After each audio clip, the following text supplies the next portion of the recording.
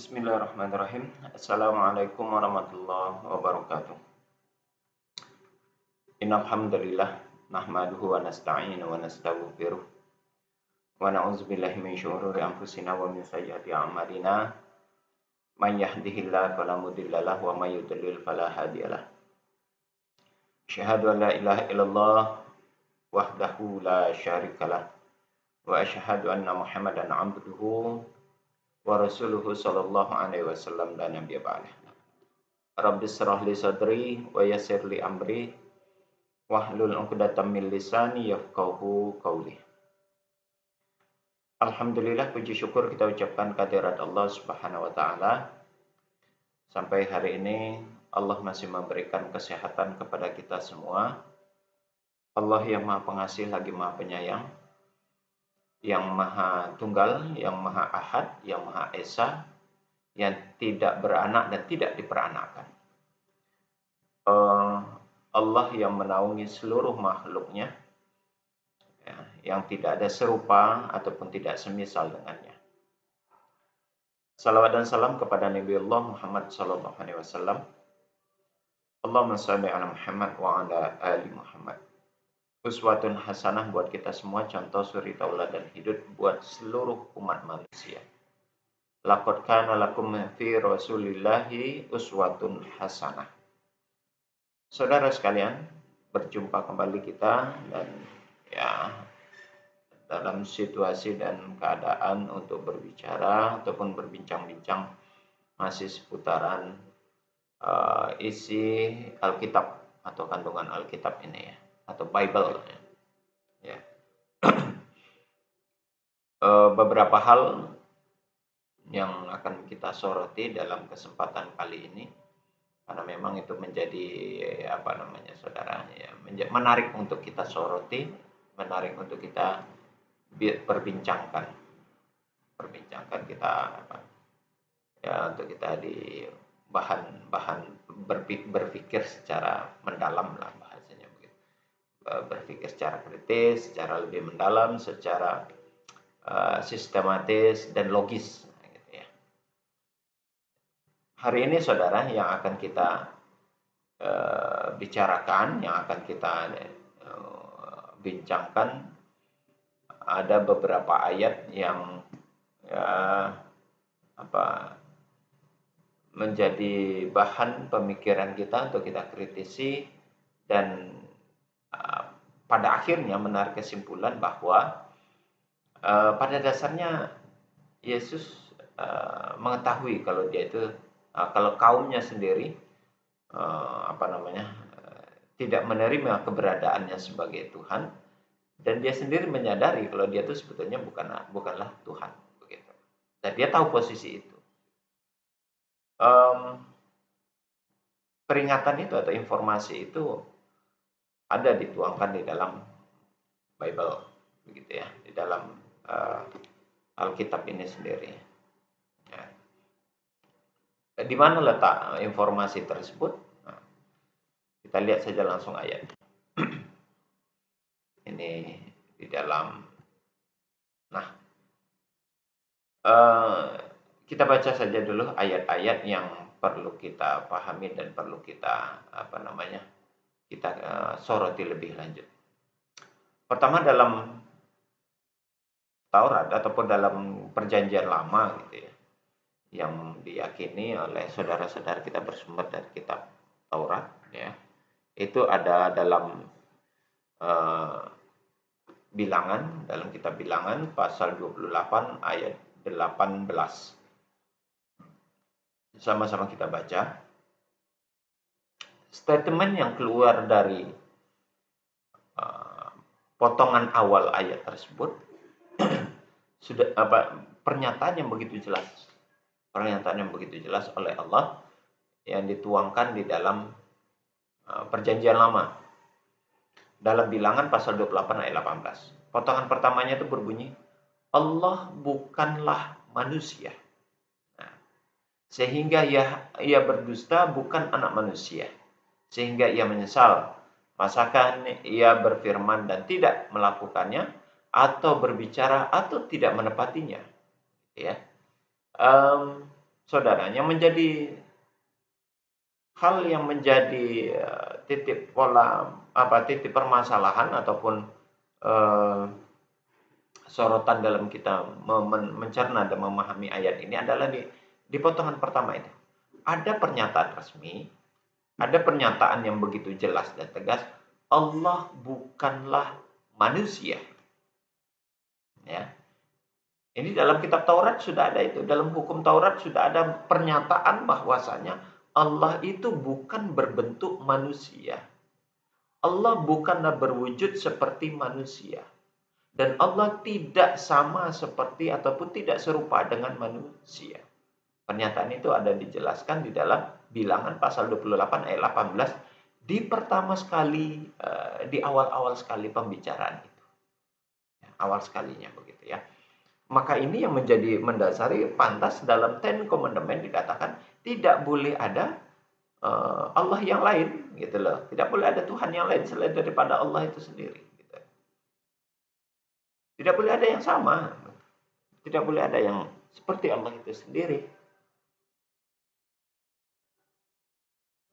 Apa yang dituangkan di dalam Ten Commandment itu merupakan bentuk pernyataan dan bentuk penegasan dari Bilangan pasal 28 ayat 18. Dan keberadaan Yesus itu keberadaannya ke atas dunia ini bukan meniadakan hukum Taurat. Ya, bukan menghapus hukum Taurat. Di dalam kitab Ibrani 10, ya, kitab Ibrani 10 itu ada pernyataan bahwasanya orang yang menghilangkan hukum Taurat itu akan dihukum mati. Ya. Akan dihukum mati, saudara. Nah, Allah yang bukanlah manusia, pernyataan ini pada dasarnya Yesus sudah tahu itu.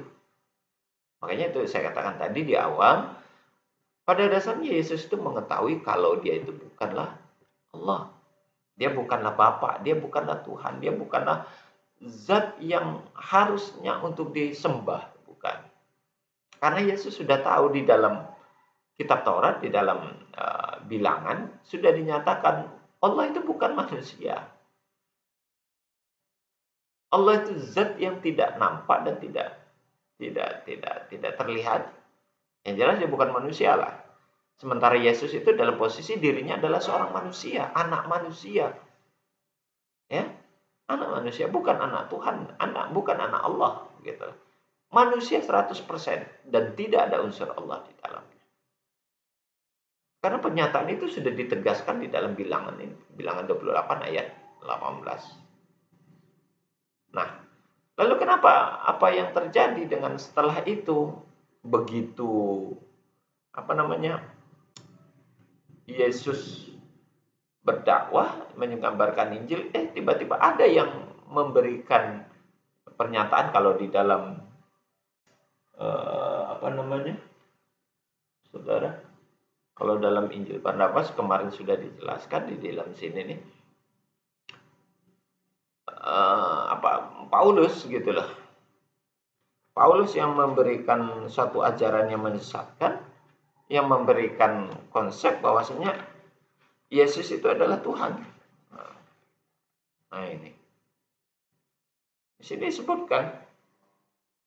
Dan di antara mereka yang menyesatkan, termasuk di antara mereka itu adalah Paulus yang menyesatkan.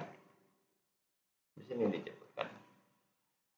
Dalam ini Injil Barnabas disebutkan Paulus yang menyebabkan Yesus itu posisinya dirubah menjadi Tuhan, gitu ya, melalui konsili. Nah, oke, saudara, itu berkaitan dengan kitab Bilangan pasal 28 ayat 18 yang ada pernyataan dengan jelas dan tegas bahwasanya Allah itu bukanlah manusia. Baik saudara, kita lanjutkan dulu, kita bicarakan tentang beberapa ayat yang berikutnya. Yang ini merupakan penolakan, gitu ya, penolakan dari kaum Yesus sendiri tentang posisi Yesus itu sebagai Tuhan. Lihat Yohanes pasal 1, sebetulnya Yohanes pasal 7 ini dari ayat 1 sampai 13 itu menceritakan tentang bagaimana kaumnya sendiri, orang-orang Yahudi, bangsanya Yesus, umatnya Yesus itu ternyata menolak. Dia tidak menerima Yesus itu dipertuhankan. Dia tidak mau begitu. Nah, titik penolakan itu terdapat di 3 ayat. Ya, maaf saya bukan mau mencomot-comot ayat, kalau ayatnya cukup panjang dan ayatnya cukup banyak begitu ya. Dari ayat 1 sampai ayat ke-13. Saudara nanti silakan dibaca. Saya mengambil titik penolakan intinya saja. Pertama di ayat 1. Bunyinya begini nih. Yohanes pasal 7 ayat 1. Sesudah itu Yesus berjalan keliling Galilea, sebab ia tidak mau tetap tinggal di Yudea, karena di sana orang-orang Yahudi berusaha untuk membunuhnya. Jadi Yesus itu diburu oleh orang-orang Yahudi, begitu ya. Tujuan untuk membunuhnya. Pertanyaannya, mengapa ya? Mengapa orang Yahudi ingin membunuh Yesus? Kan begitu tuh, nanti kita jelaskan. Nah, di ayat 11, orang-orang Yahudi mencari dia di pesta itu dan berkata, "Di manakah ia?" Yang dimaksud di manakah ia ini adalah orang-orang Yahudi mencari Yesus.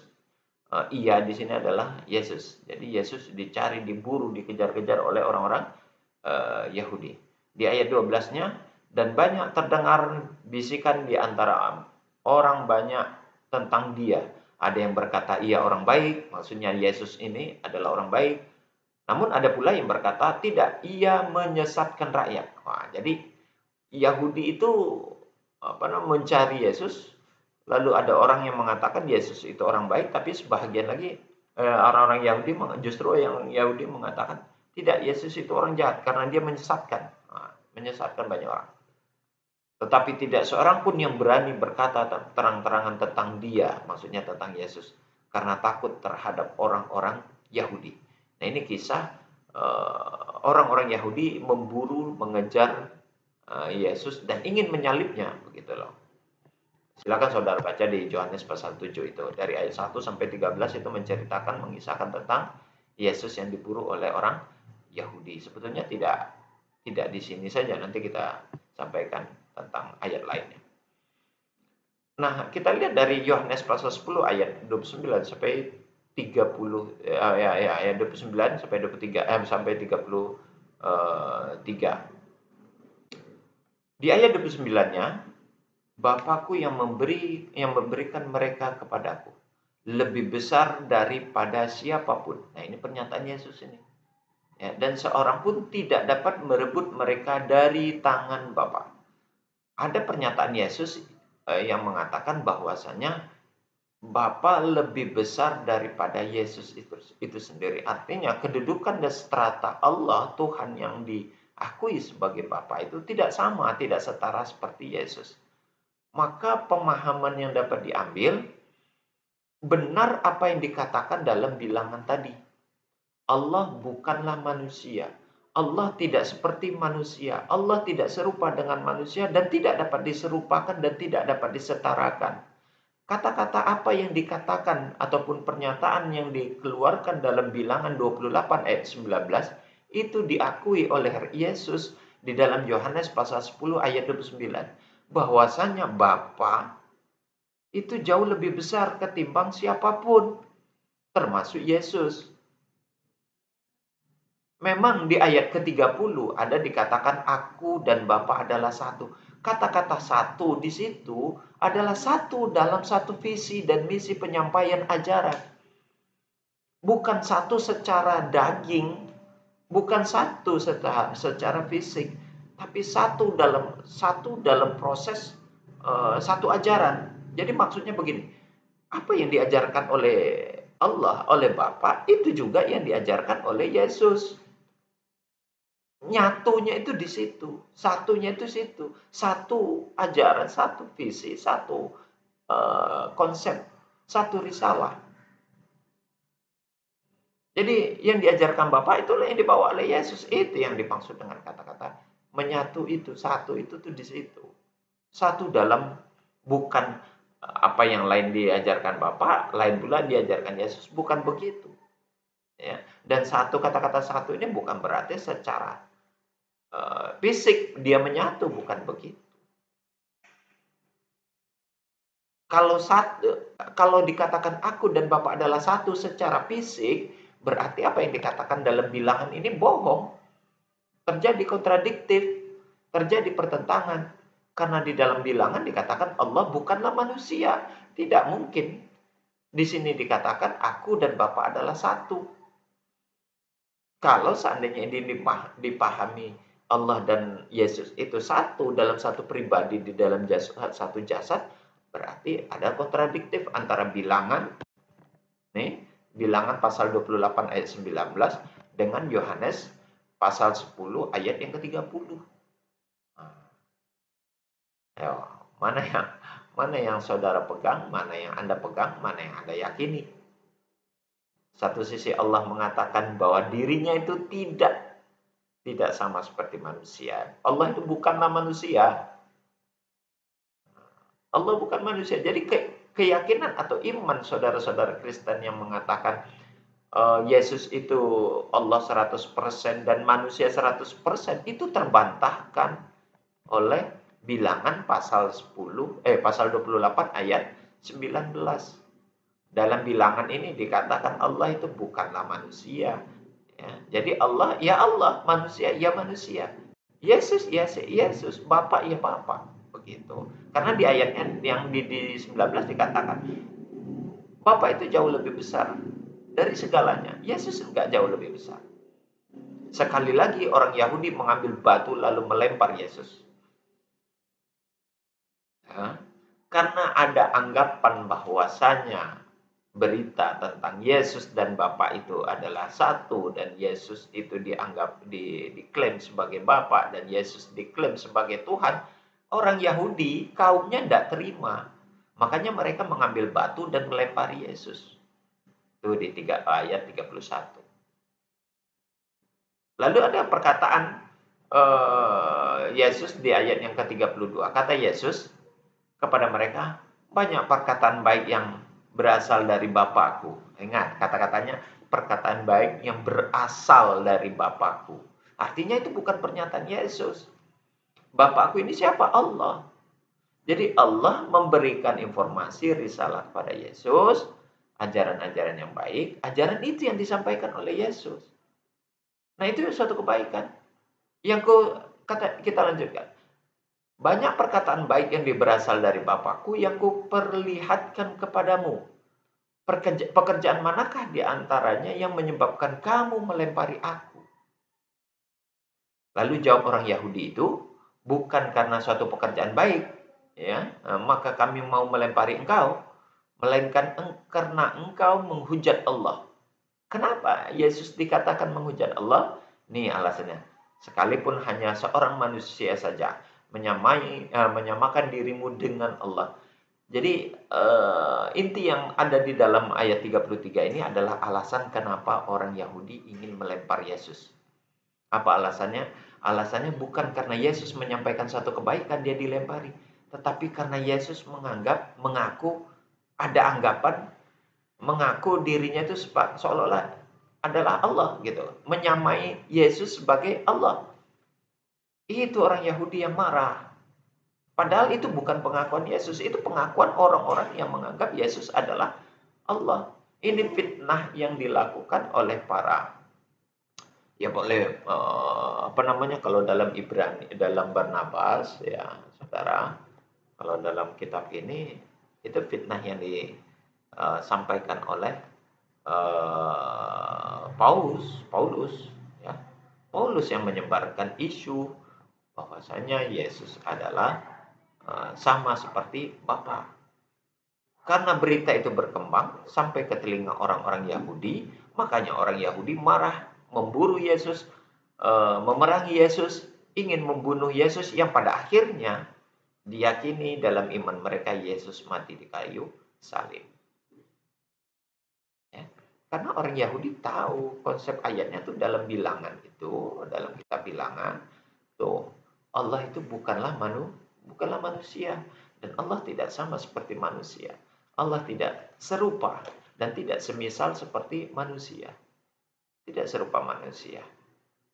Maka kesimpulan dari apa yang kita bacakan dari beberapa ayat ini, dari bilangan tadi dan Yohanes menyatakan menarik kesimpulan bahwasanya Yesus bukanlah Allah.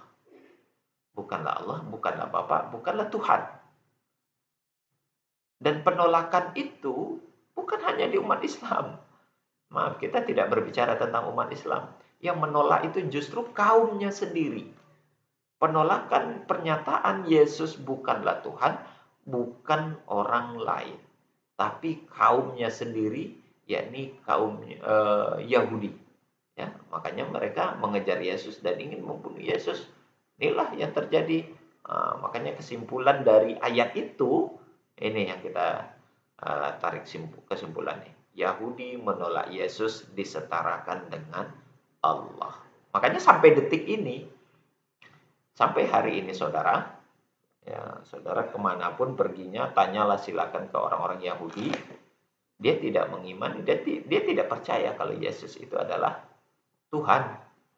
Yesus itu adalah Bapa. Yesus itu adalah Allah. Tidak diakui itu oleh orang-orang Yahudi. Ya. Jadi Yahudi menolak ketuhanan Yesus. Itu dinyatakan di dalam Alkitab tadi. Dalam bilangan dalam Yohanes, di bilangan itu perjanjian lama. Yohanes di dalam perjanjian baru. Mereka menolak dengan jelas dan dengan tegas. Dan menyatakan hal itu. Jadi bukan orang Islam yang menolak, justru kaumnya sendiri menolak. Ironinya, lucunya itu, kenapa orang-orang yang di luar kaumnya justru memaksa memiliki keyakinan Yesus itu Tuhan dan Yesus itu adalah Bapa, 100% Tuhan, 100% manusia. Padahal di kaumnya sendiri, Yesus itu tidak diterima. Ya, kaumnya sendiri, kalau memang Tuhan, dan dia juru selamat, penebus dosa seluruh manusia. Harusnya idealnya itu, logikanya itu kaumnya duluan yang menerima. Harusnya kaumnya dulu yang menerima dan mengakui Yesus adalah Allah atau Yesus adalah Tuhan. Ini tidak, yang mengakui justru orang lain. Kaumnya nggak ada yang menerima itu. Yahudi menolak Yesus itu dipertuhankan atau menolak pengakuan Yesus itu adalah Tuhan. Itu Yahudi tidak menerima sampai detik ini, sampai saat ini. Silakan di Israel itu dicek Yahudi, kalau memang dia betul-betul Yahudi, Judaism, ya keyakinannya adalah Judaism, itu mereka menolak sampai detik ini, menolak Yesus sebagai Tuhan. Itu saudara yang perlu kita diskusikan dan kita bincang-bincang pada hari ini. Kita soroti ayat-ayat Alkitab itu, semoga ini bermanfaat dan membuka wawasan dan cakrawala berpikir kita di dalam mengkritisi konsep-konsep ketuhanan Yesus yang tertuang di dalam Bible. Demikian kita tutup dengan kafaratul majelis. Subhanakallahumma wa bihamdik asyhadu an la ilaha illa anta astaghfiruka wa atubu ilaik. Assalamualaikum warahmatullahi wabarakatuh.